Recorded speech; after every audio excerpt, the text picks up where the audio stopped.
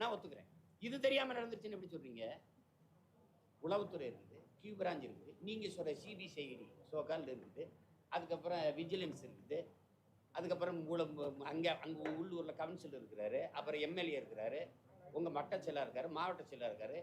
நீங்க எல்லாம் இந்த ஊர் சார்ந்த நிருபர்கள் இருக்கிறீங்க. உங்க யாருக்குமே தெரியாதா இங்க சாராயங்காய்ச்சி விற்கப்படுதுன்னு? சொல்லுங்க நீங்க. தெரியாம நடந்ததுன்னு எப்படி சொல்லுவீங்க நீங்க? அரசு தன் தவறை மறைக்க லஞ்சம் கொடுக்குது.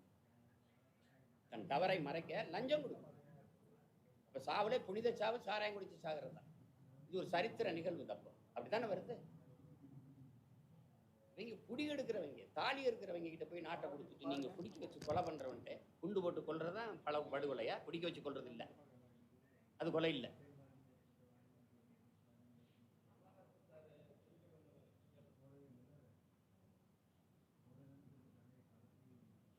என்ன செய்யறது? எங்க அண்ணங்க அப்படி சிந்திக்கிறாங்க. நாங்க என்ன பண்றது? நம்ம போய் இப்ப என்ன சொல்றது எங்க அண்ணன் போயிட்டு? அவங்க பயன்படுத்துறாங்க இந்த எங்க அண்ணனை, கம்யூனிஸ்ட் கட்சியை வந்து மதுக்கடைகளை மூட எழுதுறீங்க. இப்போ மினிட்டுக்கு எதிராக நீங்க போராடுறீங்க.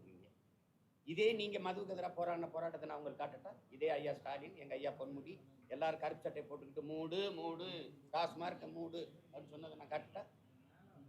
இப்ப நாங்க அதை காட்டினா ஏன் வாய மூடுறீங்க? நீங்க சொன்னதுதான் நாங்க செய்யுங்க. கல்லுக்கடையை திறக்க வலிக்குது, உனக்கு கள்ளச்சாராயத்தை எப்படின்னு வித்துக்கிட்டு இருக்க நீ? ஏன் கல்லுக்கடை திறக்க மாட்டா? கல்லு குடிச்சு செத்தவன் சொத்தம் மட்டும் வித்தவன் ஒருத்தனை காட்டு நாங்க போயிடுறோம். அப்படியே போயிடுறோம் நாங்க ஊருக்கு. சொல்லு. கல்லு உணவின் ஒரு பகுதின்னு அரசியலமைப்பு சட்டம் சொல்லுது. சங்க இலக்கியங்களிலிருந்து தமிழனுடைய தொன்ம வாழ்வியல்ல அவ்வையும் அதிகமான கல்லுண்டு பேசி கொண்டிருந்தாங்கன்னு.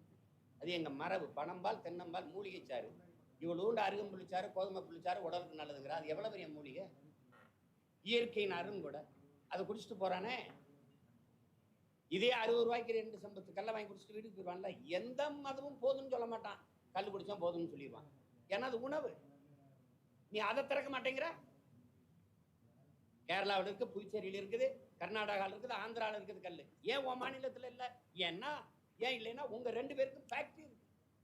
சாராயம் காய்ச்சறது நீங்க, அந்த ஆலையில வந்து சரக்கு எடுக்கிறது குறைஞ்சிரும். டாஸ்மார்க் வியாபாரம் அரசு கொண்டு போகுது. அங்க சரக்கு டாஸ்மார்க் வரதுல ஃபேக்டரி, அந்த வியாபாரம் யாருக்கு? அப்ப இந்த கல்லுக்கடையை திறந்து விட்டா விவசாயி வாழ்ந்துருவான். எந்த விவசாயி வாழ்றது அரசு விரும்புது? மத்திய அரசா, மாநில அரசா? எந்த அரசு விரும்புது? விவசாயி வாழ்ந்துருவான். குடியானவன் வந்து 2 போத்தலை குடிச்சுன்னா 2 செம்பை குடிச்சானா 20 ரூபாய்க்கு 2 செம்பை குடிப்பான். அதிகபட்சமான ஒரு வடை, சுண்டல், இது ஏதோ ரத்த பொரியல், இந்த ஊறுகாய் வைப்பான், சாப்பிட்டுட்டு போயிடுவான். நீங்க பார்த்துருப்பீங்க கல்லு கடையில். இன்னைக்கும் கேரளாவுக்கு போங்க, நீ எது கல்லு கடையை திறக்க மாட்டேங்கிற? ஏன்னா உன்னுடைய ஃபேக்ட் இங்க மிடாஸ் இருக்கு, அங்க பெரிய 2 எல்லாருக்கும் இருக்கு. அம்மா கனிமொழி பேசுனதே இருக்கு. நாங்கள் ஒரு ஆட்சிக்கு வந்தால் எங்கள் திமுகவிலேயோ அவங்க சார்ந்த ஆலைகளும் மூடப்படும், டாஸ்மார்க்கும் மூடப்படும். இதெல்லாம் எனக்கு ஒன்றும் கிடையாது, அளவு கடந்த கோபம் தான். இவங்களை ஒழிக்காம இந்த நாட்டை சரி செய்ய முடியாது.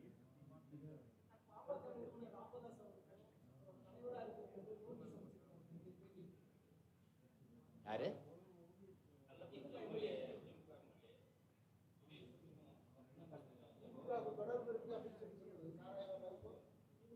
நானும் சொல்றேன் எனக்கு அனுப்புங்க. சத்தியம் அதானுங்க. உங்களுக்கு தெரியாம நீங்க உங்க தொகுதியில சாராயம் காய்ச்சுனா நீ எதுக்கு எம்எல்ஏ வருக? எதுக்கு இருக்க? அந்த பொட்டலத்தை நீ ஒண்ணு வாங்கி குடிச்சிட்டு படு. உனக்கு என்ன பிரச்சனை? எதுக்கு இருக்க நீ? எதுக்கு இருக்க நீ சொல்லு. எதுக்கு எம்எல்ஏ வருக? இந்த கண்ணுக்குட்டிங்கிற மாரியப்பன் தான் மாறியாச்சா கோவிந்தராஜ் காய்ச்சிட்டான்னு நீங்க நம்புறீங்களா? இவ்வளவு பெரிய அதிகாரம், இவ்வளவு பெரிய கட்டமைப்பு, இவ்வளவு பெரியது. எங்க ஒரு மாவட்ட ஆட்சியரையே ஒரு எஸ்பி காவல்துறை அதிகாரியை நீக்கிட்டா. அவங்க 2 பேரும் ஊழல் போட்டாங்க, அவங்கள பொட்டலம் போட்டாங்க, அவங்கள வித்தாங்க. 2 பேரையும் பணியிட நீக்கம் செஞ்சு ஒருத்தரை பணி மாற்றம் செஞ்சுட்டா அதோட முடிஞ்சிருதா? இந்த வேலையை எத்தனை நாளைக்கு செய்வீங்க? ஒரு சிந்திக்க தெரிஞ்ச ஒரு எழுச்சி மிகுந்த இளைஞர் கூட்டம் வந்துருச்சுனாவது இன்னும் அதையாவது கவனிங்க. உதயசூரியனுக்கு வசந்த் கார்த்திகன் தெரியாம சாராயம் கட்சிட்டான் அவன், இந்த கண்ணுக்குட்டி, இந்த கோவிந்தராஜ். நீங்க சொல்லுங்க. இன்னைக்கு ஒண்ணு மதுரைக்கு 24 இதெல்லாம் எங்க ஐயாவுக்கு கால் தூசுல கடைசி தூசு. இது மாதிரி எவ்வளவு பார்த்துட்டோம். சரி, நானும் சொல்றேன் அதே குற்றச்சாட்டை எங்க ஐயா சொன்ன குற்றச்சாட்டை 2 சட்டமன்ற உறுப்பினர் வைக்கிறேன். எனக்கு ஒரு நோட்டீஸ் அனுப்பு. நான் இங்கதான் இருப்பேன் 2 நாள். இங்கே வந்து கையில் கூட கொடுக்க சொல்லு. எதையாவது எதையாவது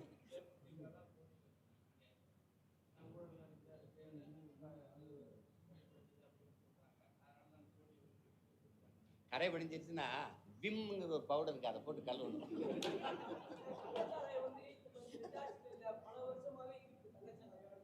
ஏய் ஏதாவது பேசிட்டு இருக்காதீங்க.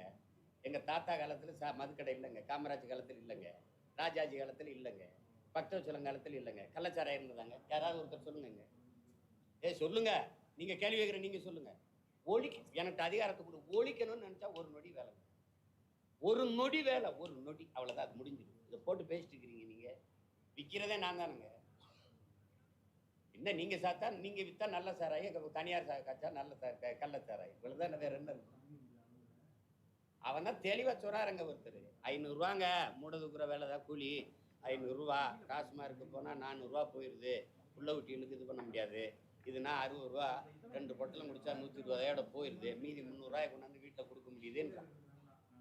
நீ குவாட்டரை எதுக்கு 400 ரூபாய்க்கு விட்ட, 300 ரூபாய்க்கு விட்ட? அதனால அவன் 60 ரூபாய்க்கு போறான்.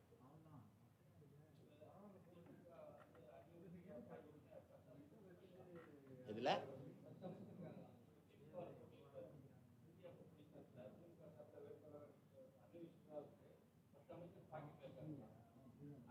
அவ்வளவு பெரிய பாக்கெட் அவருக்கு.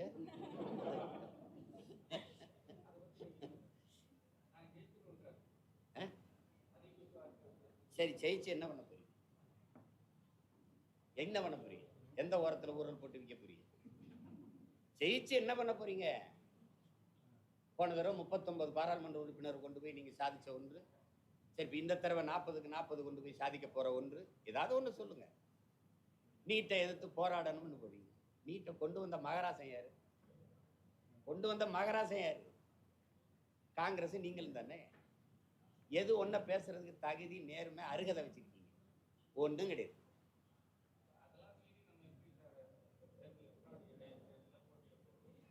நீங்க சொல்றீங்களா, அதையெல்லாம் மீறி தான், அதையெல்லாம் மீறி தான் ஜெயிக்க போறோம்.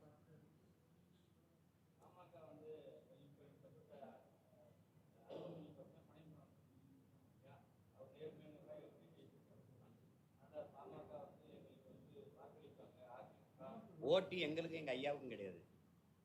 எங்களுக்கு திமுகவும் தான். திராவிடமா தமிழ் தேசியமாங்கிறதான். நீங்க ஏன் எங்களுக்கு எங்க ஐயாவுக்கும் இதெல்லாம் பேசாதீங்க. அதை பத்தி பேசவே நான் தயாரா இல்லை. எங்களுக்கும் எங்க ஐயாவுக்கும் போட்டி கிடையாது. அது வேற. நாங்க எதிரியா கருதுறது திமுகவை தான் இந்த களத்துல. அதனால போட்டி எங்களுக்கும் திராவிடத்துக்கும் தான். திராவிடமா தமிழ் தேசியமா, புரியுதா?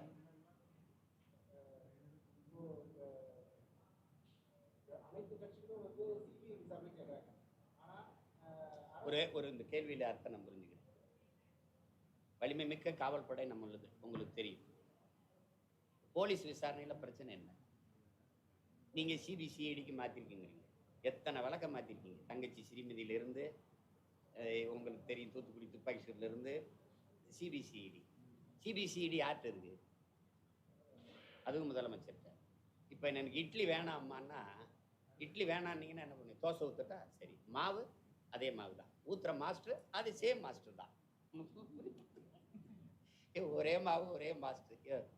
அந்த போலீஸ் விசாரிச்சா என்ன, சிபிசிஐடி இதுவரைக்கும் சிபிசிஐடி விசாரிச்சு நேர்மையாக இது கொடுத்து அப்படி நடவடிக்கை ஒன்று சொல்லுங்க. உங்களுக்கு என்ன, எத்தனை வருஷமா நீங்க இருக்கீங்க? ஏதாச்சும் சரி, சிபிஐ விசாரணையில நேர்மையான ஒரு விசாரணை சொல்லுங்க. சிபிஐ இருக்கும்போதே என்ஐஏ வந்துச்சு. சரி, வேணா என்ஐஏ விசாரணை கேளுங்க. என்னப்பா, நேஷனல் இன்வெஸ்டிகேஷன் ஏஜென்சிக்கு போங்க. ஏன்னா சிபிஐ சரியில்லைன்னு தான், பத்தாதுன்னு தான் நீங்க என்ஐஏ கொண்டு வந்தீங்க. அது காவல்துறை விசாரணையிலிருந்து சிபிசிஐடிக்கு மாத்துறோம்னா மாத்திரியலா, ஏன் மாத்திரியலான்னு தான் நீங்க கேட்கணும். ஏன் இந்த விசாரணை என்ன? நான் உங்ககிட்ட வெளிப்படையா கேட்கிறேன். வித்திருக்கான், குடிச்சிருக்கான், செத்துருக்கான், தெரிஞ்சிருச்சு. குற்றம் நிகழ்ந்திருக்கு, செத்துருக்கான், முடிவு தெரிஞ்சிருச்சு. இனி நடவடிக்கை தான் எடுக்கணுமே ஒழிய விசாரிக்கணும். கோகுல்தாஸ் தனி நீதிபதி விசாரிச்சு 3 மாதத்துக்குள்ள அறிக்கை. அது ஏன் 3 மாதத்துக்குள்ள? 3 மாதத்துக்குள்ள மறந்துடுவான். போய் கள்ளக்குறிச்சியில் கேளுங்க, அந்த கட்சிக்காரன் கேளுங்க, கருணாபுரத்துக்கு கேளுங்க, அது தளபதி பார்த்து பாருங்க. அங்கெங்க நான் திமுக கைக்கூலி இருக்கும், அது என்ன பண்ணும்? தளபதி பார்த்துப்பாங்க. நாங்கெல்லாம் போராட்டத்துக்கு போவோம், 2 பேர் உள்ள இருப்பான். அவன் அப்பெல்லாம் பேசக்கூடாது, அங்கிருந்து சவுண்ட் விடும், அதெல்லாம் தேவையில்லாதது அப்படின்னா, ஏய் ஓப்பா அப்படின்னு எல்லா இடத்துலையும் இப்படி ஆள் வச்சுக்கிட்டு நீங்களே பாருங்க, குற்றம் நிகழ்ந்துருச்சு தெரிஞ்சிருச்சு. இப்போ தங்கச்சி ஸ்ரீமதிக்க செத்துட்டா, எப்படி செத்தா? நீங்க தற்கொலைங்கிறீங்க, நாங்க கொலைங்கிறோம், இவ்வளவுதானே? அதை விசாரிச்சு சொல்றோம்னு நாங்க. ஒரு கிராமம், ஒரு கல்வி, இதுக்கு எதுக்கு இவ்வளவு காலம் ஆகுது ஒரு கிராமத்து மக்களை விசாரிக்கிறது? குற்றம் வெளிப்படையா தெரிஞ்சிட்ட பிறகு ஐயா கருணாநிதி அடிக்கடி சொல்வார்ல, உள்ளங்கை புண்ணுக்கு கண்ணாடி எதுக்கு அப்படின்னா, அந்த உள்ளங்கை புண்ணு உங்க வசனத்தை திருப்பி சொல்றேன், எதுக்கு இப்போ கண்ணாடி? கொடுமை தானங்க இதெல்லாம். இந்த இப்போ தூத்துக்குடி துப்பாக்கி சூட்டுக்கு வந்து நீங்க அருணா ஜெகதீசன் மூலமா ஒரு விசாரணை கமிஷனை போட்டீங்க. அந்த விசாரணையில வந்து 3 மணி நேரம் நின்று விளக்கம் சொன்ன ஒரு கட்சி தலைவர்ல நான் தான் இருக்கேன். நான் இருக்கேன் 3 மணி நேரம் நான் அதுக்கு விளக்கம். அம்மா அறிக்கை தாக்கல் பண்ணிட்டாங்க. தாக்கல் பண்ணிட்டாங்கிறதே வெளியில தெரியாம வச்சிருந்தீங்க. அங்கே வேலை செஞ்ச ஒரு நல்ல பிள்ளை எடுத்து வெளியிட்டுட்டான் பாருங்க. 6 மாசத்துக்கு முன்னாடி தாக்கல் பண்ண எந்த நடவடிக்கை இல்லையே. ஐயா நீதிபதி சங்கர் தலைமையில நீட்டுக்கான ஒரு விசாரணையை போட்டீங்க. அவர் அறிக்கை தாக்கல் பண்ணாரு. என்ன நடந்திருக்கு? 50 லட்சம் கையெழுத்து வாங்கினீங்க. யார்கிட்ட கொடுத்தீங்க? சேலம் மாநாட்டில் ஒரு ஓரத்தில் வச்சிருந்தீங்க. அதுக்கப்புறம் அது எங்க? யார்கிட்ட கொடுத்தீங்க? பிரதமரை போய் உங்க அப்பா சந்திச்சாரு, நீங்க சந்திச்சீங்க, எல்லாரையும் சந்திச்சீங்க. நீங்க அந்த அப்ப கொஞ்சம் கொடுத்தீங்களா? அந்த பாருங்க இத்தனை லட்சம் பேர் அதுக்கு எதிராக இருக்காங்க, கொடுத்தீங்களா? இப்ப 40 உறுப்பினர் வச்சிருக்கீங்களே, ரோட்ல இறங்கி ஏன் நீட்டுக்கு எதிராக போராடுங்க? அங்க பாராளுமன்றத்தை முற்றுகிட்டு போராடி கதறடிங்கிற அப்படி ஏதாவது நடக்குதா?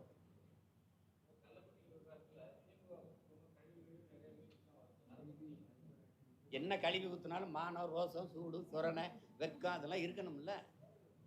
இருந்தா தானே அதுக்கு ஏதாவது வரும், நடவடிக்கை இருக்கும்.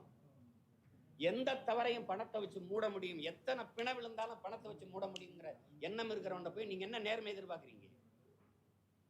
லெலின் கேட்கிறாருல, பைத்தியக்காரங்கையில நாடு இருக்குடா, அந்த பைத்தியக்காரங்கையில நாட்டை கொடுத்த பைத்தியக்காரன் எவன்டான்னு? இந்த பைத்தியக்காரங்க தான்.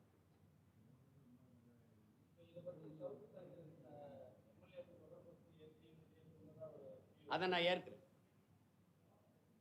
எங்க ஐயா சொல்லியிருக்காங்களே, அந்த கருத்தை ஏற்கிறேன். எங்க ஐயா கொடுத்த நோட்டீஸை எனக்கும் கொடுங்க.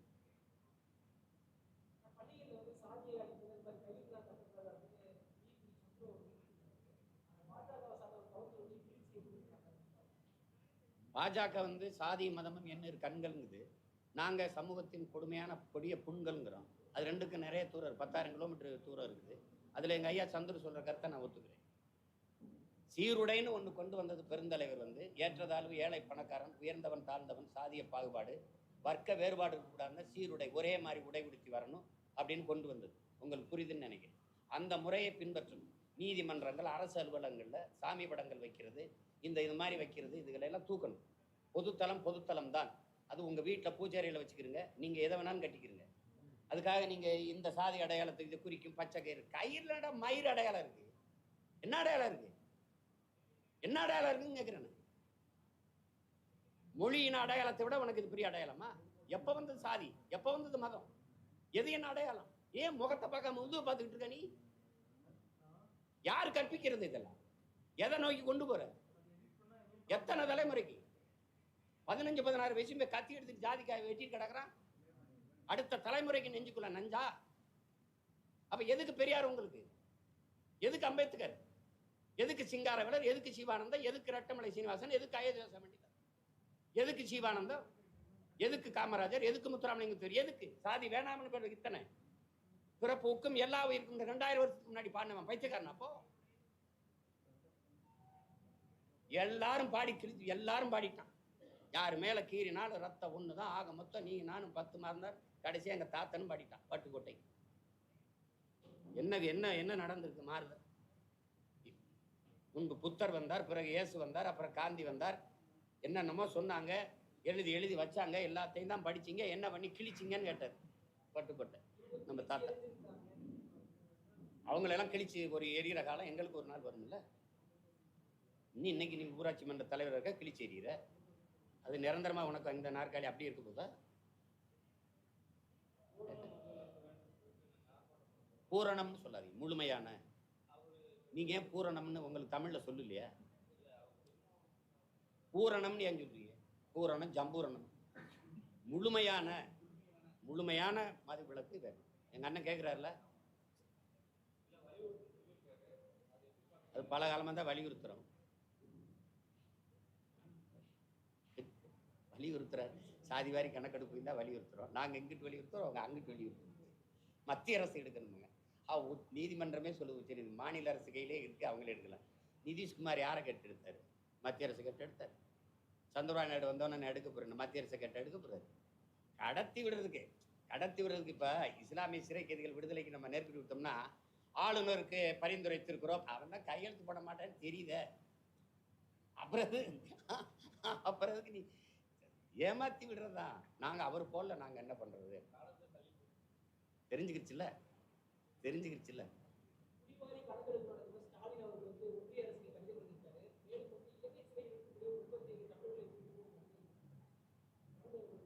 ஏங்க இமெயில், இன்டர்நெட், இன்ஸ்டாகிராம்லாம் வந்த காலத்தில் போஸ்ட் மாஸ்டரை கொண்டு நீங்கள் முதலமைச்சர் ஆகினீங்கன்னா நான் என்ன பண்ணுறது? ஒன்று போஸ்ட் மாஸ்டர், இல்லைன்னா சாராய தொழிலதிபர். இந்த கள்ளச்சாராய குறிச்சியை மாத்திரத்தை தவிர நீங்கள் சாதிச்சது என்ன? சொல்லுங்க, என்ன இருக்கு? சொல்ல தகுதி இதை சொல்வதற்கு இருக்கா உங்களுக்கு மனசாட்சி? அதான் எங்க கேள்வி. நீங்க சொல்லுங்க. இப்பதானே வந்திருக்கோம், 12 நாள் இருக்கு, பெரிய கச்சேரி இருக்கு. ஒரு கேள்விக்கு பதில் இருக்காது. கடைசிக்கு விலை ஏறும். 5000 10,000 வரைக்கும் ஒரு ஓட்டுக்கு போக வாய்ப்பு. ஏன்னா ஒரு அமைச்சர் 20 கோடி போடணுமா, அது எல்லா அமைச்சரும் இங்கே வரணுமா. அது முதல்ல கொஞ்சம் அமைச்சர்கள் வேலை செஞ்சா போதும்னு நினைச்சிருக்காங்க. சீமா வேற நிற்கிறான். ஒரு வேளை அதிமுக தேமுதிக அவனுக்கு போட்டுருச்சுன்னா என்ன பண்றதுங்கிறதுனால இப்போ 20 கோடி முதலீடு பண்ணி ஒவ்வொரு அமைச்சரும் வேலை செய்யணும். இருட்டு வீட்டுக்குள்ள திருட்டுக்கொல்லி பிடிப்பாங்கல்ல, அந்த கதை தான் நடக்கும். யாராவது வந்து எங்களை மாதிரி மேடை நின்று என் தங்கச்சி போல எங்களை போல நின்று பேசணும்.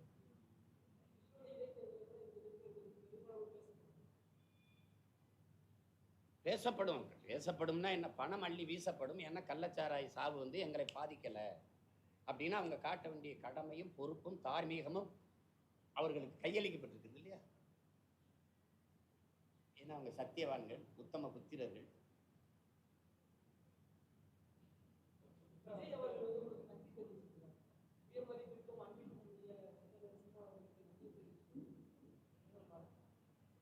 அதில் உங்களுக்கு ஏதோ எரிச்சலாக இருக்குன்னு நினைக்கிறேன். தம்பி அண்ணனை வந்து பாசத்திற்கு அன்பிற்குரிய அண்ணனுக்குன்னு சொல்றதுல உங்களுக்கு அவ்வளோ பிரச்சனை இருக்கு.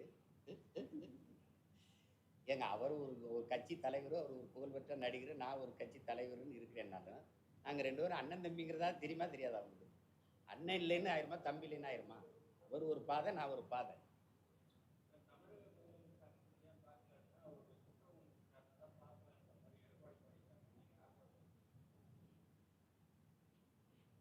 இருக்கலாம். என்ன சரி, பார்த்து இறந்தவர்களாம் உயிர்ப்பிச்சிருவாரா? உயிர்ப்பிச்சிட போறாங்களா? அதெல்லாம் ஒன்றும் இல்லைல்ல. எப்பவுமே தவறை ஒத்துக்கொண்டு தொடர்வண்டி விபத்துக்கு பொறுப்பேற்று விலகிய மத்திய லால்பகதூர் சாஸ்திரி மாதிரி தலைவர்களாக இருக்கிறாங்க. குறைஞ்சபட்சம் சட்டமன்ற உறுப்பினர்களாவது விலகி இருக்கலாம்ல. என் தொகுதியில் நடந்துருச்சு, நான் அதுக்கு வருந்துறேன் அப்படின்னு விலகி இருந்தால் அது ஒரு நேர்மையாவது பார்க்கப்படும். நான் திரும்ப திரும்ப கேட்குறேன், கண்ணுக்குட்டிங்கிற அந்த கோவிந்தராஜா, அவருடைய அம்மா ஜானகியா, அவங்க பேர் ஜெயாவா, விஜயா, இவங்களை பார்த்தா இவங்க இவ்வளவு பெரிய அதிகார கட்டமைப்பை மீறி இந்த கள்ளச்சாராயத்தை வித்துற முடியும்னு உங்களால் நீங்க நினைக்கிறீங்களா?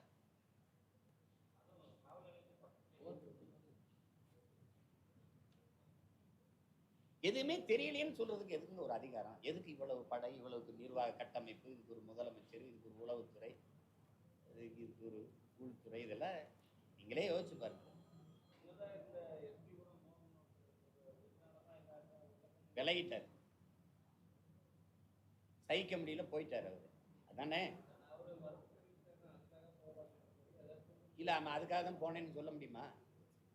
அதுக்காகலாம் போறதுன்னு சொல்றதுக்கு சீமான் மாதிரி எல்லாத்துக்கும் துணிஞ்சு நிற்கிறாளா? அதிகாரி அவர் எவ்வளவு நெருக்கடி இருக்கும். எங்க அண்ணன் கமலஹாசனுக்கு இது தேவையா? ஏன் வந்து பேச வேண்டியது அவசியம் வருது? அந்த கருத்தை எப்படி பார்க்கறது? எல்லாரும் என்கிட்ட கேட்குறாங்க, என்னங்க ஆச்சு உங்க அண்ணனுக்கு, ஏங்க அப்படி பேசிருக்காரு? நான் போய் அவர்கிட்ட என்ன சொல்றது? நாங்கள் சிறு வயதுலேருந்து அவரை நேசித்து மதித்து வளர்ந்த பிள்ளைகள் நாங்கள். அவருக்கு இனிமே ஒரு புகழ் வேணுங்கிறதெல்லாம் இல்லை. அவரை அளவுக்கு புகழ் பெற்ற இங்கே ஒன்றும் ஒரு கலைஞன் ஒன்றும் இல்லை, ஒருத்தர் இல்லை. அவர் உலக புகழ் பெற்றுட்டார். ரெண்டாவது அவர் சொல்கிற கருத்தை பாருங்க, குடிக்காதீங்கன்னு சொல்ல முடியாது, குடிக்காதீங்கன்னு சொல்ல முடியாது. அது கொஞ்சமாக குடிங்க, அளவாக குடிங்க. அப்படின்னா என்ன பண்ணும்? எங்கள் அண்ணன் மாதிரி ஒரு 50 பேரை போட்டு அளந்து ஊற்றுங்கன்னு சொல்லணும். அளந்து அதை எங்கள் அண்ணன் தான் தொடங்கி வைக்கணும். ஏங்க அவன் குடிக்க போகிறான், அதை படிச்சுக்கிட்டா இருப்பேன். படிச்சுக்கிட்டது என்ன அப்படி அதை படிச்சுட்டு அருமை என்னத்தையாவது சொல்றது. ஐயா ஸ்டாலின் வந்து சிறார் பாருங்க, எனக்கு ரொம்ப வேதனையாக இருக்கு, எனக்கு தூக்கமே வரல அப்படின்னு. ஒன்றும் இல்லைங்க, அந்த பொட்டல் துறை போடுங்க, நல்லா நிம்மதியாக தூங்கலாங்கய்யா, ஒரு பிரச்சனையும் கிடையாது. அதான் அது யாரோ ஒரு அதான் சார், அடே மாப்பிள்ள அங்கே போகாத, ஒன்றும் கிடையாது, இங்கே வா டாஸ்மார்க், அது ஒன்றும் கிடையாது. சாராயம் 10 lakhs உடனே கிரெடிட் ஆகிடாங்கண்ணா. இன்சூரன்ஸ்லாம் என்னங்க, அதெல்லாம் மாதம் மாதம் நம்ம கட்டிட்டு செத்ததுக்கப்புறம் தருவாங்க. இது இமீடியட்டாக கிரெடிட் ஆகிடும் 10 lakhsங்கிறான். நீங்களாம் தான் நான் இதை சாடி பேசணும். ஒன்றும் எனக்கிட்டே கேட்டுக்கிட்டு இருக்கீங்களே, நீங்களாம் விமர்சிக்க மாட்டீங்களே, என்னத்த பேசுறீங்க சும்மா.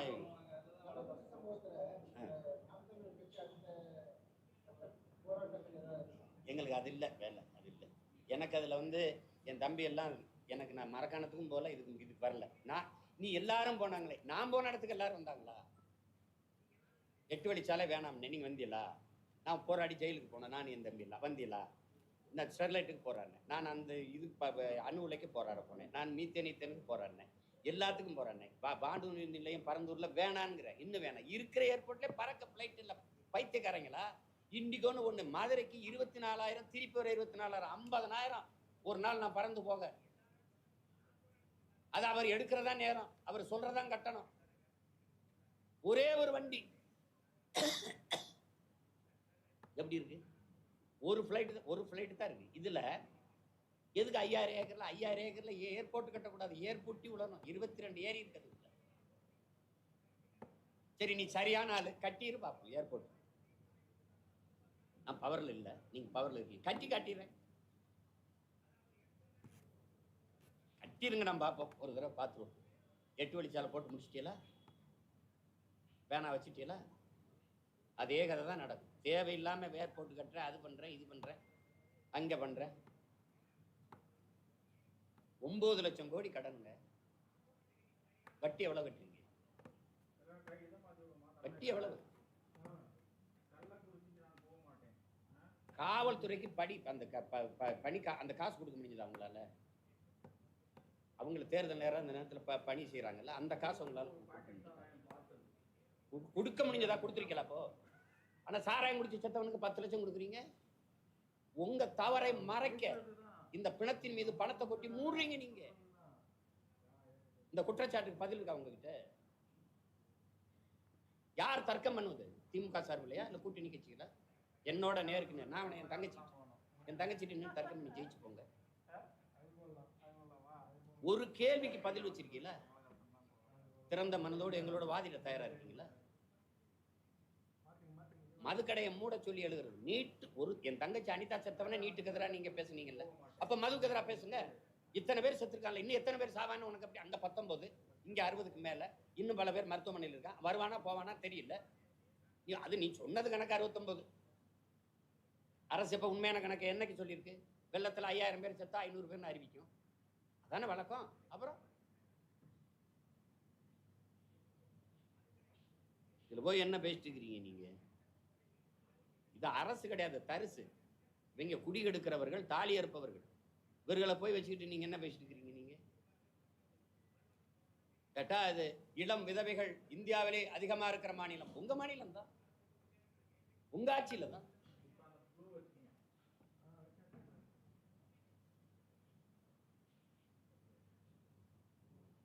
நீ மனசாரியம். ஒரு ராணுவ வீரன் செத்து வந்தான், அவனுக்கு 1 கோடி கொடுத்தாங்க அப்படின்னா, சரி என் விவசாயி செத்துட்டான், உலகத்துக்கு சோறு போடுற உழவர் குடி, அவன் செத்துட்டான், சரி விவசாயி அவனுக்கு ஒரு 10 லட்சம் கொடுப்பான், குடும்பம் இருக்கு. என் செம்மரக்கட்டையை வெட்டணும் போன கூலிக்கு தான் பண்ண, வயிற்று பசிக்கு. என் மீனவ சொந்தங்கள் சுடுவான்னு தெரியுது, போறேன். ஏன் பாருங்க, படகை பறிச்சு பசி, குடும்பத்தை காப்பாற்றணும். அவன் செத்து போனான், அவனுக்கு ஏதாவது நிவாரணம் கொடுத்துட்டா கூட போதும். சாராயம் குடிச்சு சாகிறவனுக்கு போய் சட்டப்படி தவறு, அந்த தவறை செய்யறவனுக்கு நீ சட்டப்படி நிவாரண தொகை ஊக்கத்தொகை கொடுக்குற, சட்டப்படி கொடுக்குற.